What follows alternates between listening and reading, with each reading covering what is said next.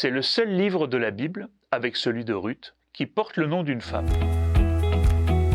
Bonjour, je vais vous présenter aujourd'hui le livre « 10 éclats d'étoiles », un commentaire du livre d'Esther de Jean-Paul Morlet aux éditions Olivetan. L'auteur, Jean-Paul Morlet, a été pasteur pendant 30 ans et a également enseigné à l'Institut protestant de théologie de Paris. Ce livre est préfacé par Thomas Römer, professeur d'Ancien Testament au Collège de France. Le livre d'Esther n'est pas aujourd'hui le livre le plus connu de la Bible hébraïque. Ça n'a pas toujours été le cas. Il était le livre le plus populaire, le plus recopié au Moyen-Âge dans les milieux juifs. C'est aussi celui qui est à l'origine de la fête de Pourim, le carnaval juif. C'est le seul livre de la Bible, avec celui de Ruth, qui porte le nom d'une femme. C'est un livre où une femme joue un rôle décisif et très positif, mais où les hommes ont plutôt le mauvais rôle. Alors de quoi nous parle ce livre que Jean-Paul Morlet décrit comme un petit roman bien écrit? L'histoire se situe au 5e siècle avant notre ère, en Perse, au temps de l'empereur Xerxès. Il s'agit donc d'un récit qui concerne la diaspora d'Israël, donc hors d'Israël. Il est situé après le retour d'exil du peuple hébreu, mais tous ne sont pas rentrés. De nombreux Juifs sont restés en Mésopotamie, région qui fait alors partie de l'Empire perse. Suite à des intrigues de palais à la cour de l'empereur, les Juifs de l'Empire sont menacés de génocide. Esther et son oncle Mardoché arrivent avec beaucoup de ténacité à éviter le massacre et sauvent leur peuple. On a un vizir véreux, une orpheline, un homme intègre, un roi. On se croit presque dans une histoire des Mille et une nuits, avec suspense, ruse, retournement de situation. Ce récit, qui est le seul livre de la Bible où Dieu n'est jamais cité ni évoqué. C'est peut-être la raison pour laquelle on ne retrouve pas ce livre dans les manuscrits de la Mer Morte. Alors si ce livre ne parle pas de Dieu, en tout cas pas directement, qu'il ne parle pas de l'alliance, qu'il ne parle pas de la loi, ne parle pas du culte, ne parle pas non plus de la loi ou encore du temple, de quoi nous parle-t-il? C'est ce que l'auteur va nous faire découvrir dans ce livre, et les thèmes abordés sont très actuels. Le livre, s'il se situe, comme je l'ai dit, à l'époque de Xerxès, donc au 5e siècle avant Jésus-Christ, mais Xerxès, dont la vie est bien documentée, n'a jamais eu d'épouse au nom d'Esther, et il n'y a pas non plus eu la volonté de massacrer les Juifs, les Perses ayant toujours été plutôt bienveillants à leur égard, et leur roi Cyrus est même considéré comme Messie dans la Bible. Cette bienveillance prend fin avec la période grecque suite à la conquête de l'Empire perse par Alexandre le Grand, et c'est cette période que nous parle ce texte, la période hellénistique.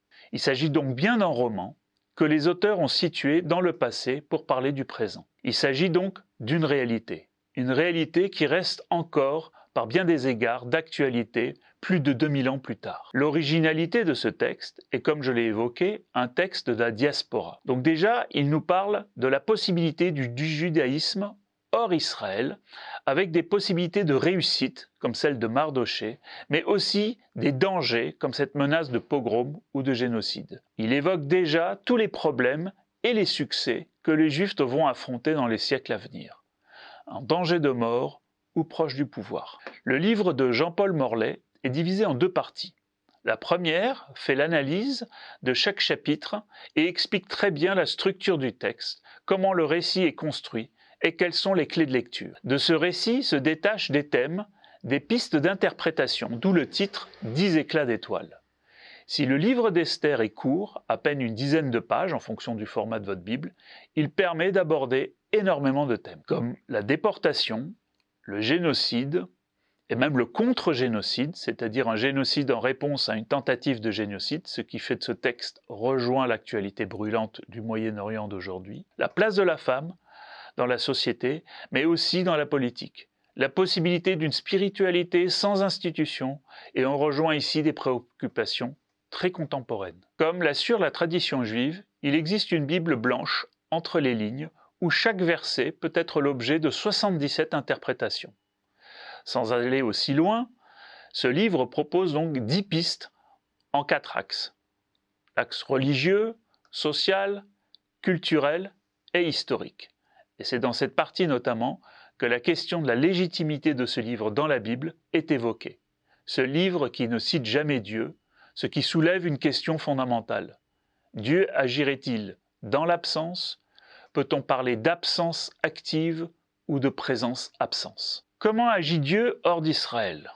Pas de temple, pas de prêtre, pas de Dieu spectaculaire lié à une nation, mais un Dieu discret, lié à un peuple soumis et dispersé, à qui il ne reste que la confiance, c'est-à-dire la foi. L'auteur évoque aussi le silence de Dieu pendant la Shoah. Comment peut-on comprendre un tel événement? Sans donner de réponse, évidemment, le livre propose des pistes de réflexion. On le voit, ce texte très court est d'une grande richesse que l'auteur nous dévoile dans son livre. Comme le disait Jean Gabin, pour faire un bon film, il faut une bonne histoire.